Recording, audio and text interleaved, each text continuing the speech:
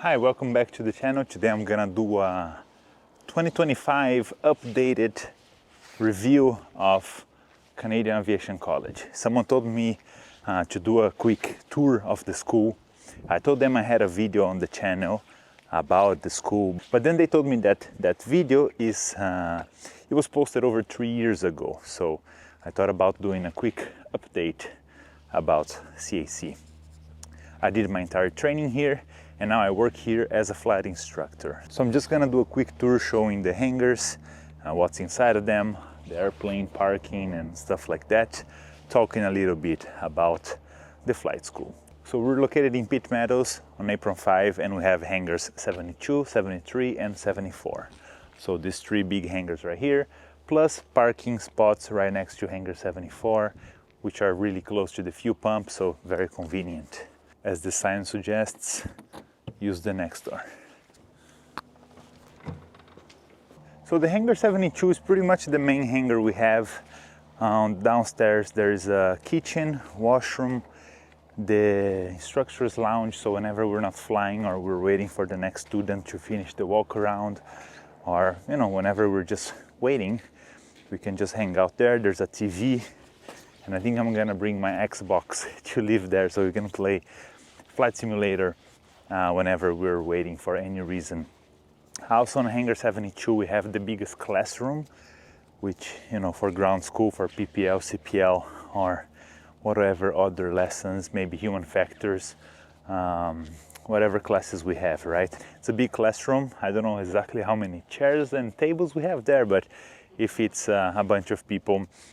Right next to that room we have the office for the accounting and the CFI, also school directors. Anytime we have to talk to them or students need to figure anything out with accountant or the office, that's where we do it. And there's another little room under the staircase. That's Iris's office. She takes care of student intake, and she does so much here, and it's just lovely having her there, saving us every time we need some assistance. In hangar 72 we keep two airplanes, a Cessna 172 and the Piper Warrior, which is a PA-28, the closest cousin of the Piper Cherokee.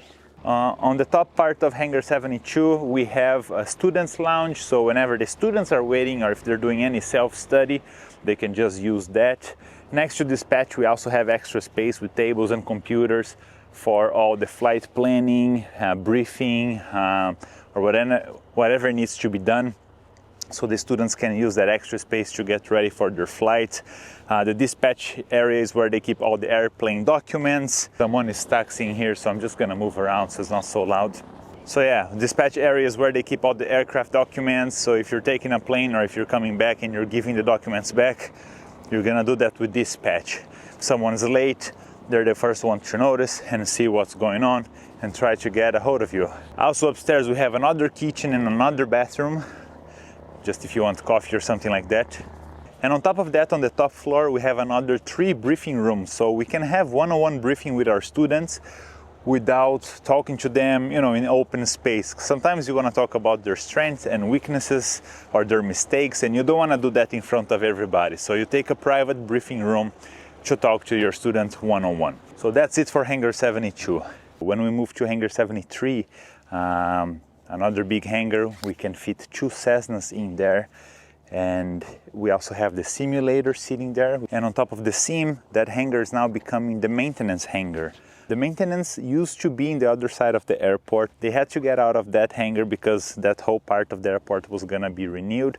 So they had to leave and they moved to hangar 74. The hangar 74 is the biggest one we have. Then the school asked maintenance to move to 73 so we can use 74 for extra parking. So right now it's type of a transition period where maintenance is moving from 74 to 73. So sometimes the airplanes in both of those hangars are either being used by maintenance or sometimes we use the space as parking.